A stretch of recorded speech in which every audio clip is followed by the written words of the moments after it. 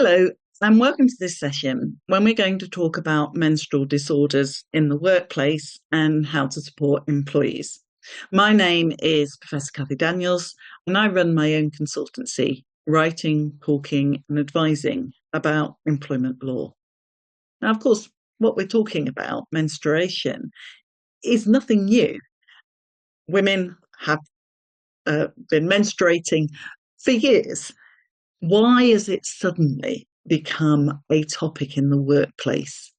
Well, I think it's a little bit like menopause was a few years ago, where, of course, women had been going through the menopause for years, but suddenly it became a topic that we talked about in the workplace. Some of the taboo around it, some of the feeling that women should just get on with it had disappeared. And now we were talking about it. And really, the same is happening with menstruation. And it's not acceptable to simply say women can get on with it. If it is affecting them in the workplace, then it is something that the employer does need to be concerned about.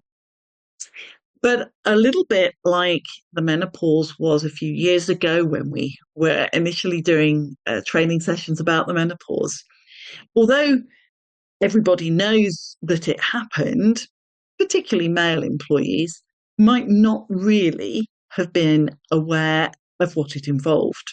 And we're seeing the same with menstrual disorders.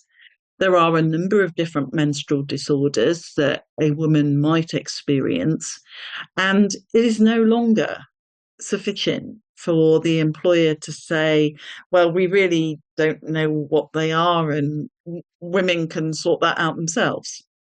So where we're going to start today is to understand menstrual disorders and some of the more common disorders there are. And we're also going to look at a survey carried out by the Chartered Institute of Personnel and Development into the experience of women and menstruation and the workplace, and think about those experiences and what that might mean that workplaces could do to support women more effectively. We're also going to answer the question, are menstrual disorders a disability?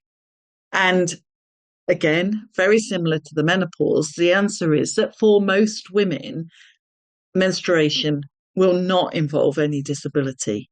But for some, it will. And we'll look at the definition of a disability in the Equality Act 2010 to explore that. And then we'll say, what does the employer need to do about it?